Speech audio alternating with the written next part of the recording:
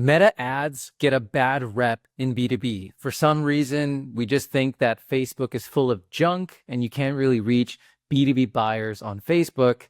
But we've been seeing some really insane results with Meta ads for B2B. I'm talking half the cost per lead, lower cost per qualified opportunity. A quick story, we had a client of ours that was predominantly focused on LinkedIn, and we asked them to start testing on Meta. They were skeptical. Fast forward to today, they opened up $800,000 in new business pipeline from Meta ads as a channel, and we're seeing some crazy results in terms of the cost per lead on Meta in relation to LinkedIn. In this video, I'm going to cover what we see actually works for Meta ads at the time of this recording for B2B.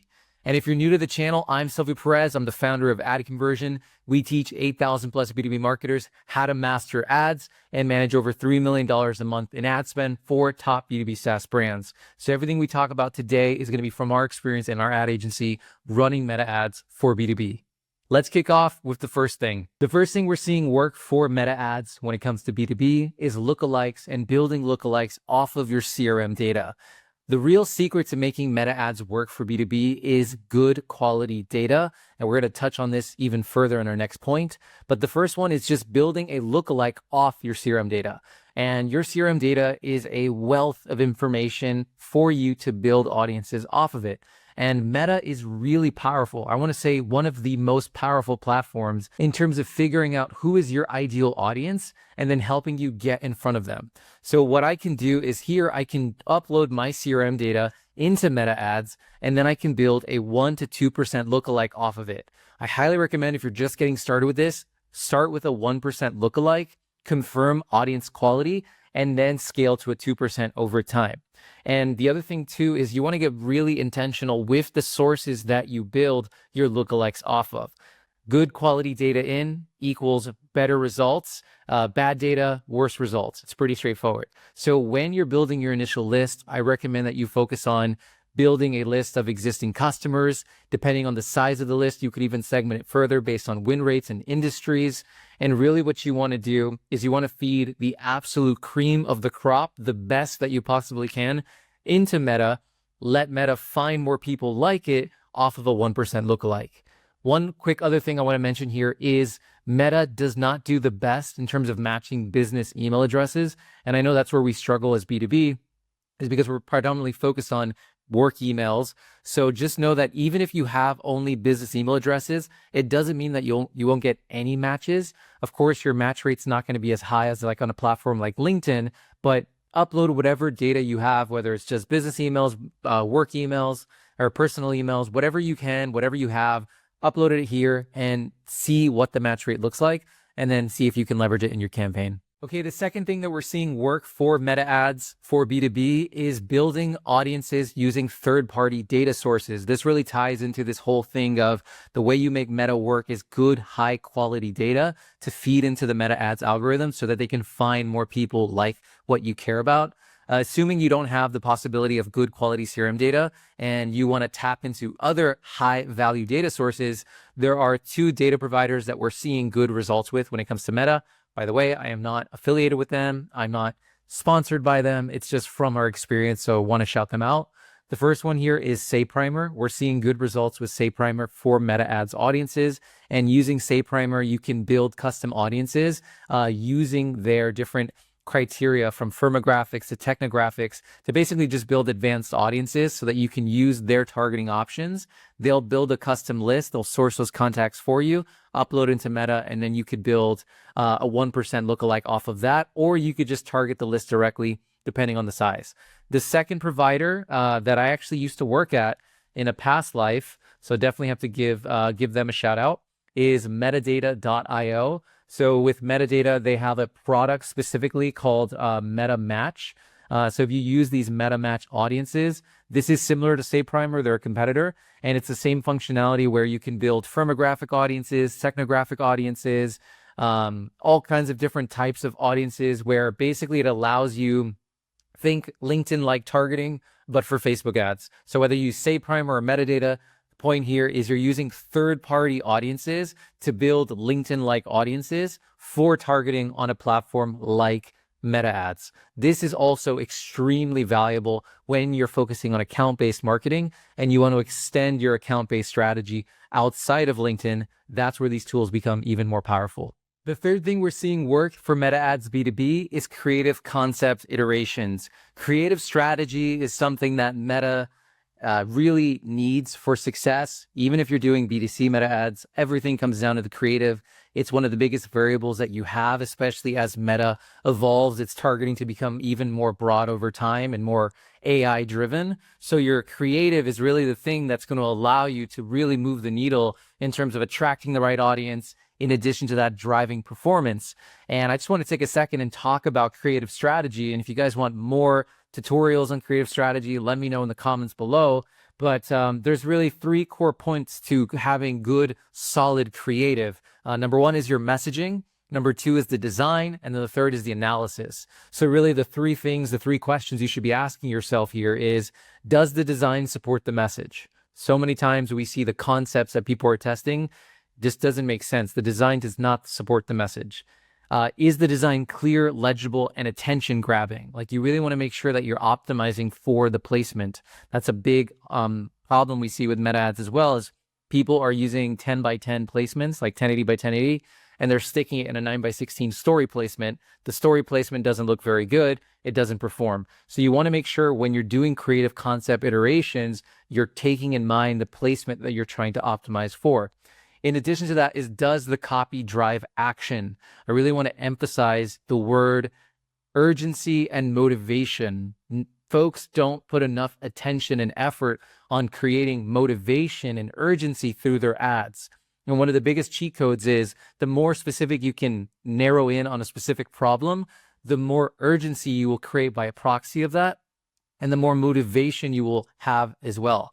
So for example, if I had an ad promoting a webinar and the webinar said how to get started with LinkedIn ads, and that was my copy, the motivation may or may not be there, right? The urgency definitely isn't there because it's kind of seen as like this optional nice to have, versus if I reframe the copy around how to fix your LinkedIn ads ROAS in the next 60 days, the people who see that second message, that already has a much greater level of urgency. It also has a much greater level of motivation. So you're going to be more likely to want to engage with it.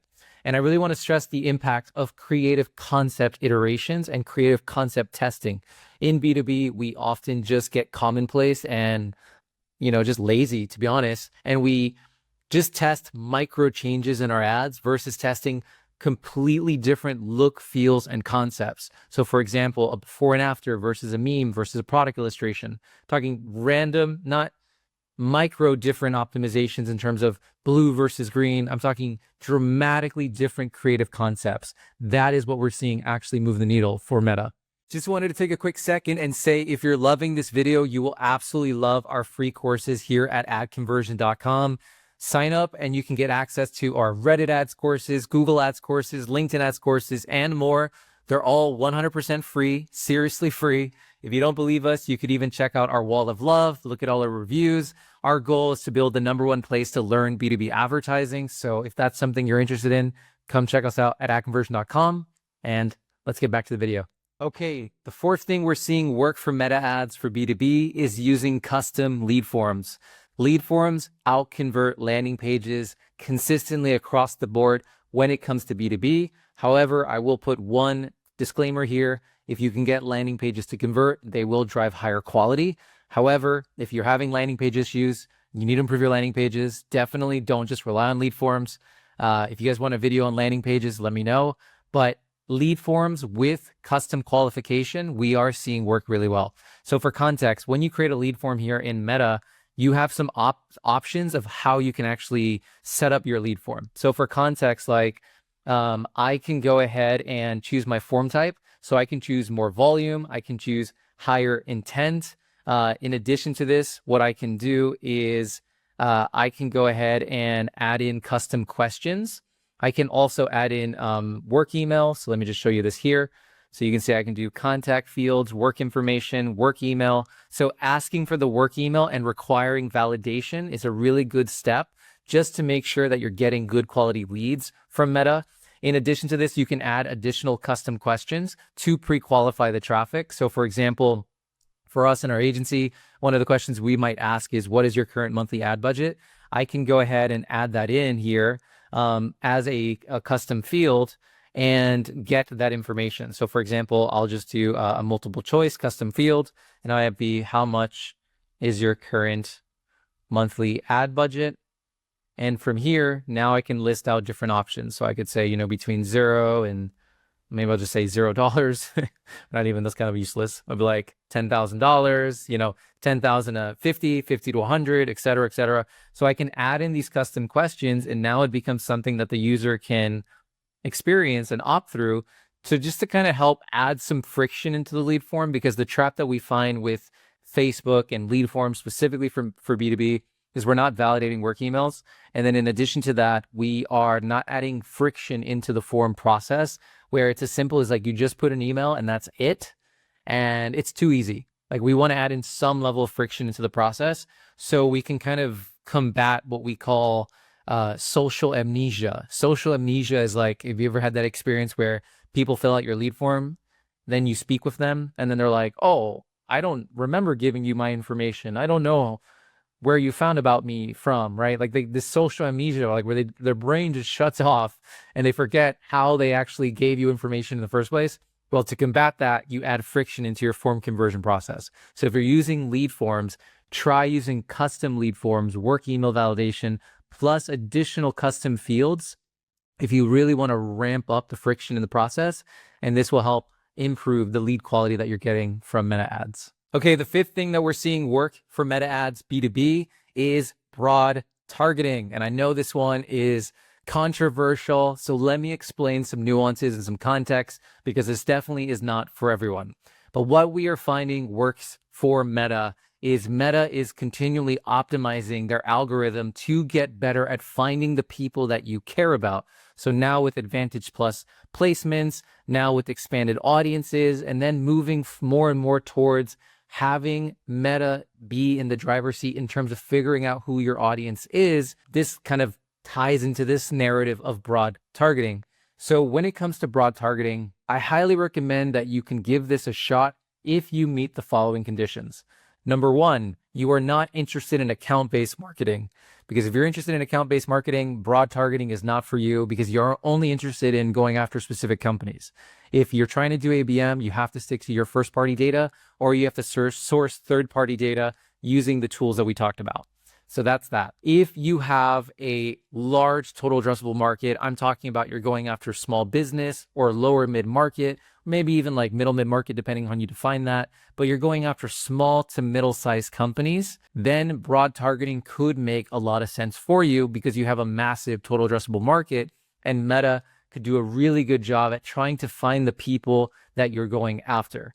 In order to make this work, your creative becomes even more important, because your creative, in addition to the signals that you feed Meta when you build your audience, is going to be the thing that Meta uses to determine who is interested in your ads.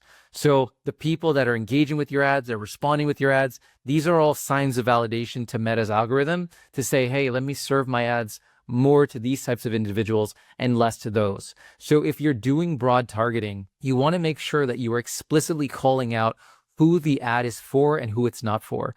It should be like mosquito repellent. If they are not your ICP, they are not going to hit the ad. Like, they're going to fly away and go in another direction. That's exactly the level of copy and specificity you want, because your creative is going to be doing the heavy lifting for you in terms of moving the needle to actually get in front of the right audience. Hope this video is valuable. Be sure to give this video a thumbs up. Really helps us grow our reach as a small channel. And be sure to subscribe so you're notified of our future videos. And when you're ready, come check us out at AdConversion.com. Join our community of 8,000 plus B2B marketers and master ads with our free courses. Thanks so much. I'll see you in the next one.